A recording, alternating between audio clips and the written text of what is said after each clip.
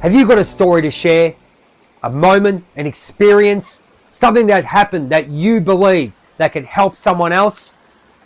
Well, my name's Jay from Journey of a Whitefeather, and I run a show live on Spotify and YouTube called A Chat with Jay. A chat with normal everyday people who have experienced heartache, joy, and love in their life, and they want to share it with you because they believe that their experiences can help someone out there. Become a guest, remove your mask, and tell your story, and always be the best there is, the best there was, and the best there ever will be.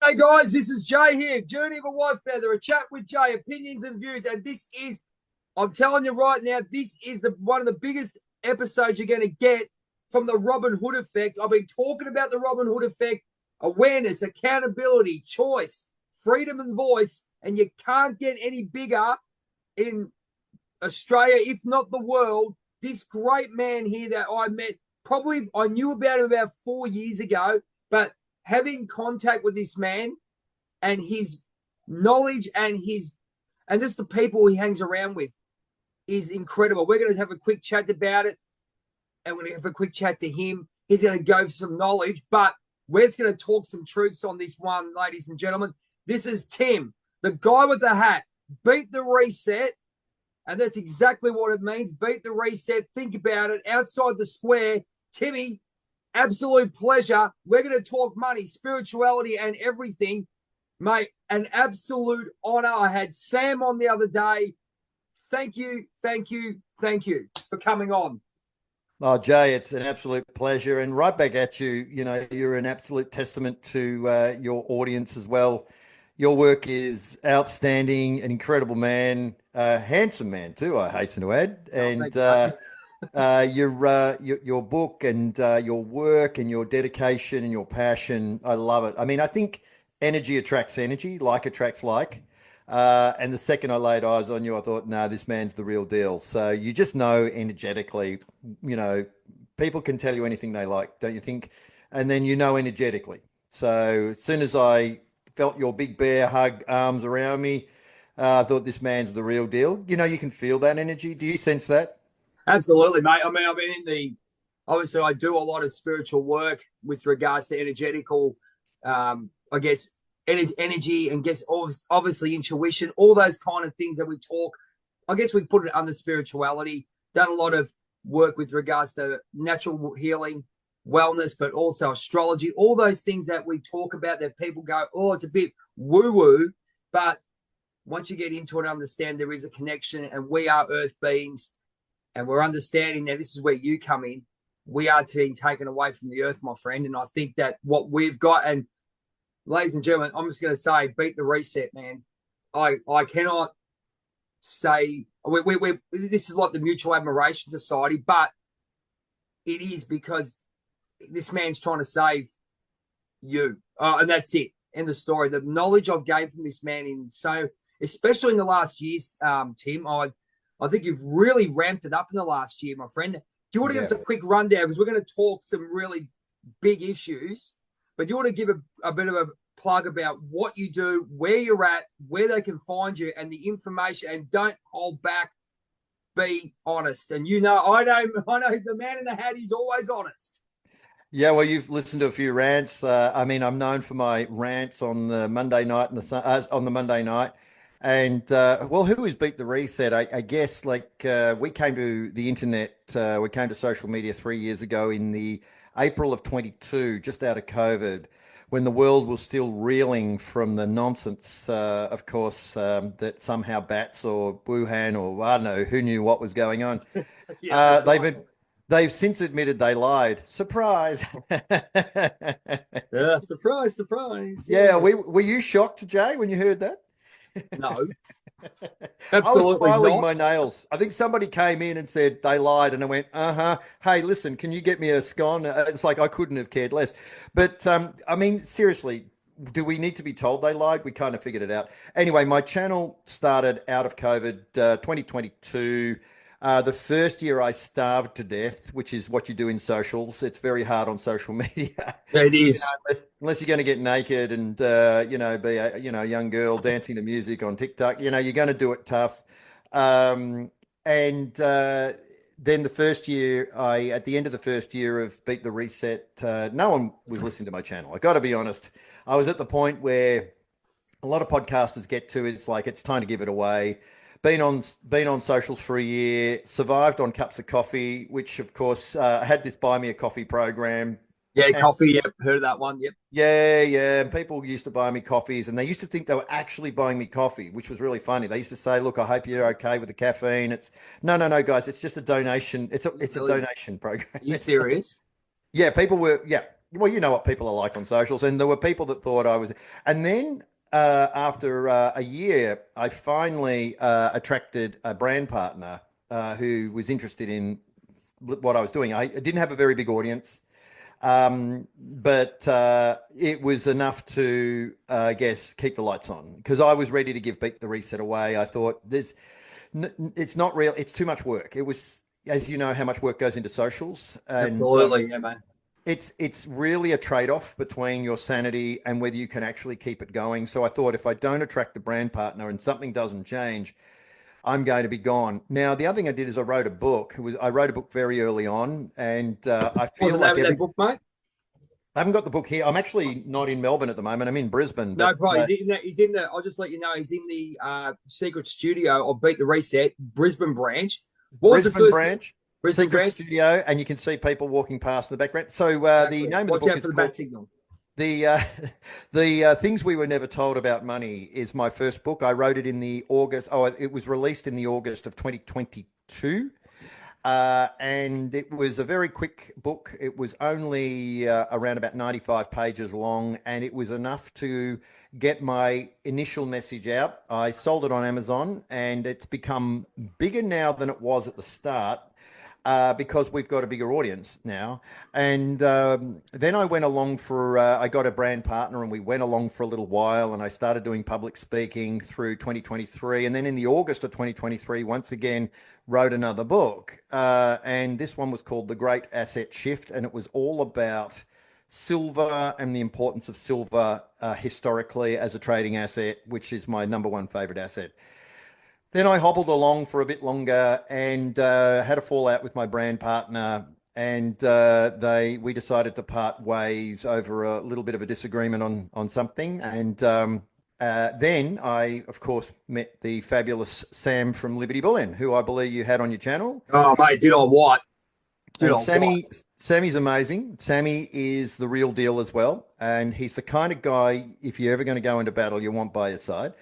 And he introduced me in turn to Bishop from Stormrake. And of course, then the business went vertical. So once Bishop from Stormrake came on board, who you've got to get on at some stage as well. Oh, it's happening. You're first, then him.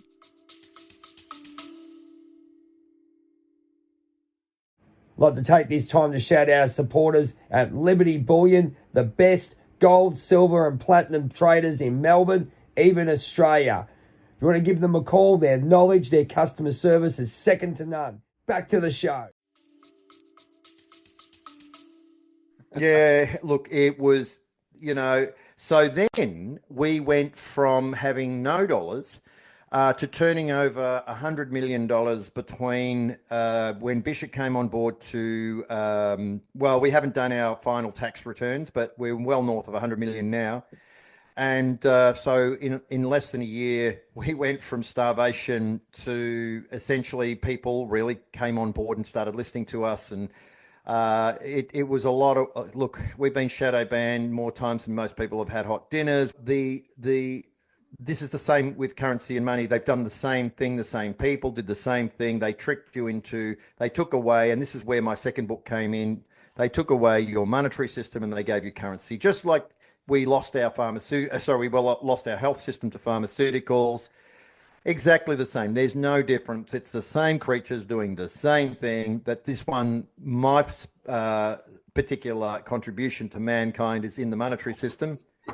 And we are in wealth systems. We're not in currency systems. And wealth, as you know, is a holistic journey. It's what we're doing right now. It's connection, it's spirituality, it's the way you feel about yourself, it's the way you see the world, it's the way you walk, the way you talk, the way you hold your shoulders back and your chin up, and and the mirror that you create. This is the wealth aspect of what we do.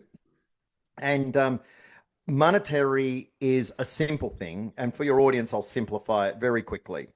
That monetary, if anything in the monetary system, it has to have a store of value over time. So if it can't store value over time, then it's not monetary. It's just that is it. In other words, I guess if you go to a pharmacist, if it can't make you better, then why the hell would you do it? So most of the pharmaceuticals, if not all of them, and I don't want to say too much about pharmaceuticals, but they're not great. And I don't think they're really designed to help you terribly much. But my point is, with the monetary system, if you have no monetary wealth, then you have no wealth. It's just, it doesn't matter how you try to do this. The big question I get, though, is what are you talking about in terms of monetary wealth? Well, we really only have three assets. I mean, there's many more, but we deal in gold, silver, Bitcoin. I mean, that fundamentally for the masses, that's what we're talking about. Everything else is debt. Everything else is dead. There is literally nothing else left after that, apart from fine art and collectibles and maybe something like platinum. Everything else is debt. Everything. Real estate, stocks, bonds, cash in a commercial bank, superannuation. This is all debt. And most people, as you know, run around trying to live their lives in this debt system, trying to get ahead by saving more cash. How on earth can you get ahead saving something that went backwards by 18% last year? I have no idea. So you can't save it faster than it's collapsing. So, it's becoming worthless by the day. And if you keep doing it in time, you'll have no value left in your life. You'll just be stuck with this worthless garbage. So we transition people into monetary assets. That's the entire message we have for our client base, is that you need to be in gold, silver, and Bitcoin. And gold predominantly is the fundamental driver of all Western monetary systems. It is constitutionally, intrinsically, and historically the number one monetary asset. You only have to look in your constitutions where it says the words debt can only be extinguished using gold coin. It doesn't say debt can be extinguished with currencies. It says specifically gold coin. JP Morgan, 1912, the only true money is gold. Everything else is credit. That was his exact words. Only thing you can ever really have is that which is within your possession, because governments cannot control that which is within your possession. They don't come door to door. They don't come knocking. They are centralized institutions. They are bureaucrats. They are men in dark suits, and they have no interest in your welfare at all. But you have to have an interest in your welfare. If you are centralized, you have to imagine that your government is the spider in the middle of the spider's web. And the closer to the spider you get, it's not going to be good for you or your family, which is why the Beat the Reset family live not only on the outskirts of the spider web, but not on the spider web at all, because you cannot be in any way. Now, there are five things that are controlled predominantly by these globalists, just so you're aware. And it's not just monetary. It is the educational system. It is the political system, the ecclesiastical system, which is largely your religions and churches. It is your health system, and it is your monetary system. They are the top five components that are controlled by the globalists. And you can see that because they've now, the UN, as a result of being lobbied by Klaus Schwab and his henchmen, have designed Agenda 2030, which sits on the wall of pretty much every university around the country. And you can see what Agenda 2030 is in a giant coloured wheel of sustainable goals. None of them benefit you or your family. You have to do what the farmers did. You have to do what the farmers did in 1933 during the gold confiscations in the US. Now, this is a story that people need to absolutely burn to brain. And it's a story that I generally only tell when I'm on the stage, on live stages. But I will tell this and share this story. that during the gold confiscations of 33, now that happened, guys, under Executive Order 6102, Fifth Amendment, eminent domain clause of the United States Constitution, ratified in 1789 by the Founding Fathers. That is everything you need to know about the United States is written in the Fifth Amendment. Now, the eminent domain clause, which happens to be, we also have one in Australia, which is Section 51, subsection 31 of the Australian Constitution, is an exact replica of eminent domain Fifth Amendment of the United States. What these clauses give governments the power to do is to take anything and everything they want, provided they have two excuses. Well, they have to, not two excuses, they have to have two elements. They have to fulfill two things. One, they need a reason to take your stuff. And number two, they have to pay you for it. There you go. So if they walk up to you and say, we'd like to put a freeway right through the middle of your house, you will never, ever be able to mount a case against your government that could defend against that. There's not a court in the land. There's never been a case brought against the government under Section 51, subsection 31 that has succeeded. You lose it to the Crown. Now, the only other thing they have to do, apart from tell you they want it, is they have to, of course, have a reason for taking it, i.e. we want to put a freeway through your house. And the other one is they have to pay you for it. Now, in 1933, it was no different. Roosevelt said, we have to take your gold and silver because, hey, the US dollar's collapsed. The commercial banks are closed. By the way, he closed them on March 6th. And he couldn't allow the common man to keep trading with gold because if the common man had continued to do that, he would have become more powerful than the Treasury. Now, the Treasury, not a good position for the Treasury. So the Treasury said, we've got to stop this immediately. So they confiscated gold March 5th, 33 under Executive Order 6102. They'd already closed the banks down a month earlier. And then they gave you 26 days to bring your gold back, or you would be charged with under terrorism laws of Trading with the Enemy Act of 1917, which you became a terrorist of the United States. This is how quickly your government turned on you.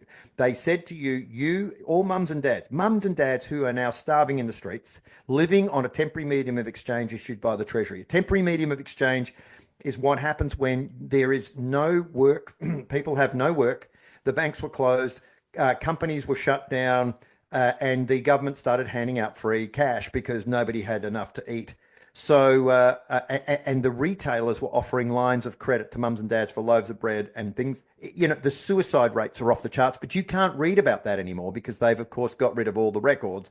And this is what happens when your government decides that it's going to change things up a little bit. So they confiscated the gold. Now, this actually happened. And when they did that, they, of course, in only 9 months after that, they not only changed the price of gold, but they banned all trading of gold. So mums and dads and you and I, if we'd lived in those times, we couldn't have traded gold until the 1st of January 1975. So for 40 years, the common man was banned from trading gold. He could not trade gold at all.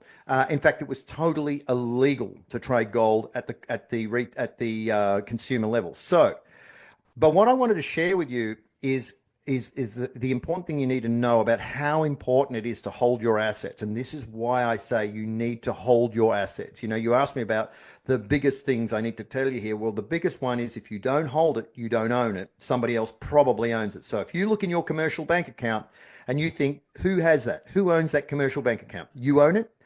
You cannot, in any Western nation, if you give your cash to a commercial bank, breaking news, they own it. Can I just cut in on that one? What they're doing, if everyone wants someone to look at, have a look at what the banks are doing these days and asking about people going in and going, excuse me, why are you taking out $1,000? Asking you, it's your money, but as Tim says, is it really? No, it is not yours. But it's never been yours. And it's the same. That's right. It's the same psychosis that people have with buying real estate. People think they own titles. There's no such thing. There's no such mechanism. I don't know where it comes from. Your title gives you zero ownership. How do we know that? Well, because it's overridden by an Australian constitutional amendment, which is Section 51, subsection 31. It's already overridden. So You know, how can you possibly say you own it and you have rights to this thing if somebody can tell you to knock it down in a heartbeat? So, you know, and then of course we've got two other legislative acts which affect real estate: the Land Transition Act of 1958 and of course the Land Acquisition Act of 1986 and 89. So why on earth do we have an entire act that is dedicated to acquiring land? You know, I mean, so you've got to understand that you've got to know what you own and what you don't own. Now, physical gold and silver are decentralized, they are commodities, and they are outside the jurisdiction of essentially the Treasury. The Treasury has no idea really how to handle gold and silver. And the reason you know that is because our own finance laws exempt gold and silver from being classified as financial instruments. Now, nearly everything you see and touch is a financial instrument in the monetary system, except for three assets. Number one, gold; number two, silver; and number three, cryptocurrencies. Now, they are not classified as financial instruments. They are classified as monetary assets. So they sit, especially Bitcoin. Bitcoin is the only cryptocurrency that can be classified as monetary. The others, no. So I guess my point is that your government has very, very clear intent about keeping things close to the center of the spider's web. They need things in the middle of the spider's web. If you start to get to the extremities of the spider's web and you start challenging the system, especially if you drop off the spider's web, then they lose sight of you altogether, which is where I wanted to share this story about the farmers of 1933, because this is a critical story, Jay. And this is also goes to the heart of COVID as well. You know, this goes to how you stand up to tyrannical governments. This is the farmers story of 1933, was it? Is that correct? Yeah, the farming story of 1933. So when Roosevelt called for the confiscation under executive order, what happened was you could hold up to 5 ounces of gold. That was it. And that was valued at $100 at the time, because gold was trading at $20.67. So 5 ounces times 20 gave you $100. Now, $100 could actually get you quite a bit back in 1933, believe it or not. But here's the problem. The government, of course, confiscated it by May the 1st, 2024. What am I saying? By May the 1st, 1933, you must have brought your gold back. Otherwise, you were in serious hot water under Trading with the Enemy Act. And of course, you would have been charged with terrorism. Now, the problem is the farmers. Now, you've got to understand that 1933, the landscape looked a little bit different. It was about 70% rural and about 30% urban. We've changed it totally around now. Now it's about 70%, 75% urban and maybe 20-25% rural now. It's completely flipped in 2025. But in 1933, it was a huge rural districts. The farmers, the farmers were very influential. So the farming, the thing about the United States is they had something called the Second Amendment, which you'd be aware of, Jay. Yeah, absolutely. The Second Amendment is really what the farmers took advantage of here. And they said to the government, they said to Roosevelt, there is no way we will be obeying your executive order. None at all. So the farming districts largely put the gold up the back of the barn, and they said to Roosevelt, do what you need to do. So Roosevelt said, essentially, I'm paraphrasing, that you need to hand your gold back because because you will be charged with terrorism, and we will send in the military if we have to. And the farmers said, then send the military. Just send them, because you may as well, and we'll be waiting. And of course, they double clicked the barrel and said, we're waiting. And of course, Roosevelt never turned up with his military. In fact, he did nothing, actually. He stood down, and the farming districts still prevailed. So he didn't, this is how you stand up to tyranny. I mean, the farmers, basically, their argument was, if we give you the gold, our families are done for. Why? We may as well not even be here. So they said that then you come for this gold. And he never did. And I think this is an interesting testament to how you stand up to tyrannical governments, because governments are of the people, for the people. As soon as they're not of the people or for the people, then they're no longer governments. You know, I mean, I know that sounds crazy, but that's essentially by their own. To take this time to shout out our supporters at Liberty Bullion, the best gold, silver and platinum traders in Melbourne, even Australia. If you want to give them a call, their knowledge, their customer service is second to none. Back to the show. That survive throughout history are monetary commodities that are decentralized. Anything that is outside the control of commercial banks and central banks, which is, of course, your physical gold and your physical silver. No one in Australia owns this stuff, guys. No one in this country owns gold and silver. No one. Less than 1% of people would have any physical gold. Go out into your city street and ask how many people own gold and silver. They'll look at you like you got 5 heads.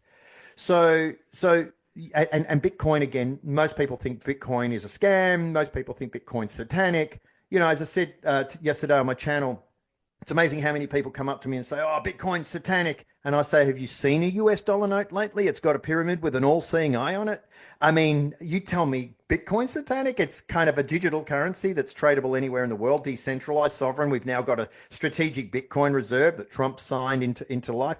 So, guys, Bitcoin has done nothing other than go to the stars. I don't know why people would even argue with it. I mean, if you'd held US dollars since Bitcoin in 2009, if you held a US dollar with a Bitcoin side by side, you'd be a millionaire many times over with the Bitcoin, and you'd be bankrupt with the American dollar. And yet still people tell me, no, you're wrong, Mr. Guy in the Hat, but no one wants to look at the facts.